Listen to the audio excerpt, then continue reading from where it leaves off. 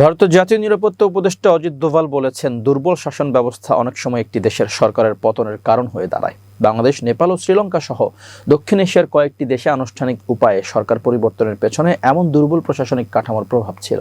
শুক্রবার রাষ্ট্রীয় ঐক্য দিবসের অনুষ্ঠানে দেওয়া বক্তব্যে অজিত দোভাল এসব কথা বলেন। খবর এনডিটিভির। অজিত দোভাল বলেন, রাষ্ট্র গঠন ও নিরাপত্তা রক্ষায় কার্যকর শাসন ব্যবস্থা অত্যন্ত গুরুত্বপূর্ণ।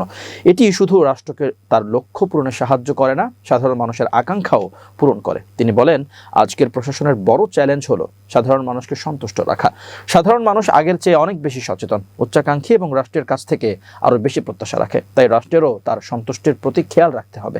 ভারতের জাতীয় নিরাপত্তা উপদেষ্টা আরো বলেন, একটি জাতির শক্তি নিহিত থাকে তার শাসন ব্যবস্থায়। সরকার যখন প্রতিষ্ঠানগুলোর মাধ্যমে কাজ করে, তখন জাতি গঠনের সবচেয়ে গুরুত্বপূর্ণ ভূমিকা পালন করেন সেই ব্যক্তিরা যারা এসব প্রতিষ্ঠান তৈরি ও লালন করেন। প্রধানমন্ত্রী নরেন্দ্র মোদীর শাসন মডেলের প্রশংসা করে দোভাল বলেন, ভারত এখন এক নতুন কক্ষপথে প্রবেশ করেছে। নতুন ধরনের শাসন ব্যবস্থা, সমাজ কাঠামো ও বৈশ্বিক অবস্থানে বর্তমান সরকার প্রশাসনিক দুর্নীতি দমনে যে প্রাতিষ্ঠানিক পরিবর্তন এনেছে তা গভীর প্রভাব ফেলেছে।